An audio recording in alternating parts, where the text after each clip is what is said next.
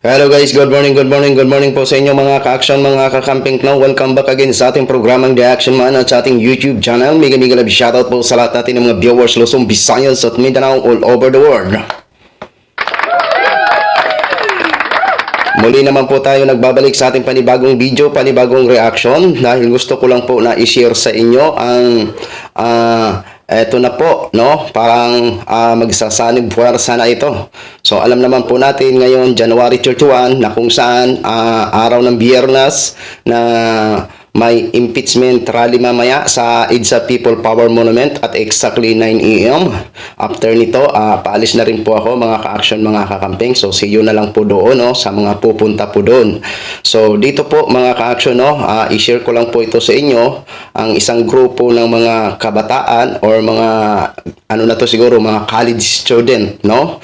Na kung saan, sumisigaw po sila na impeach Sara now, impeach Sara now. So, para hindi po tayo magtagal, panoorin po muna natin itong maiksing video lang po ito mga ka-action.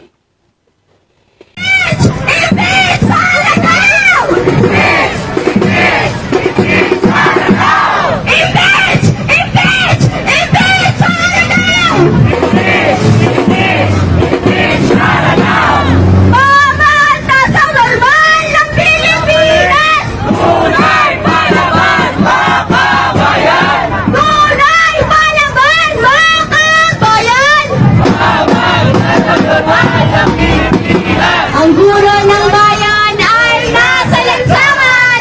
Nasa lansangan! Nasa lansangan!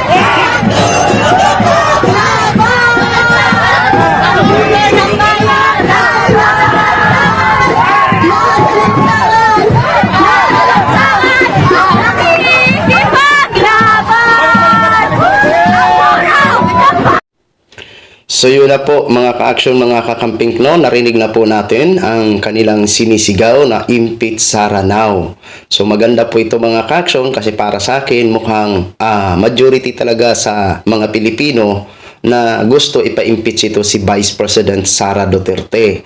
So maganda po ito kasi nagkakaisa po ang nakakararami na mga Pilipino. So sana mamaya sa ating maging successful lang at maging mapayapa lang ang ating panawagan na i-impeach si Vice President Sara Duterte. Dahil ito naman ay talagang may mga grounds tayo na binabasihan kung bakit gusto natin ipa-impeach si Vice President Sara Duterte. Mamayang alas 2, titingnan ho natin kung dadalo ba tayo o hindi doon sa pangalawang rally sa EDSA Shrine. So, titingnan ko po kung ano po ang mga sasabihin ng ating mga kasamahan doon mamaya after ng doon sa EDSA People Power Monument. So, maganda po ito mga ka-action at hindi lang po ito ang mga college student ang nananawagan. So, magandang development po ito dahil wala naman tayong hangad kung hindi magkakaroon po tayo ng accountability. Dahil kung may accountability, siguro balang araw makakamit na po natin ang sinasabing pagkakaisa at kapayapaan kapag may accountability ho mga ka-action, mga kakamping. So, yan lang po. Gin-share ko lang po sa inyo. Good luck na lang po sa atin kung ano ang magiging kahinatnan sa laban na ito. No, basta tuloy-tuloy lang po ang ating laban para sa katotohanan. Huwag po tayo matakot dahil ito ay para po sa bayan ang laban natin. Laban ng isa, laban ng lahat, tagumpay ng isa, tagumpay ng lahat. So yun lang po mga ka-action, mga kakamping. Maraming salamat po sa ating mga viewers Luzon, Visayas at Mindanao all over the world. Ako po ang inyong lingkod, si The Action Man. Good morning everyone. Beautiful.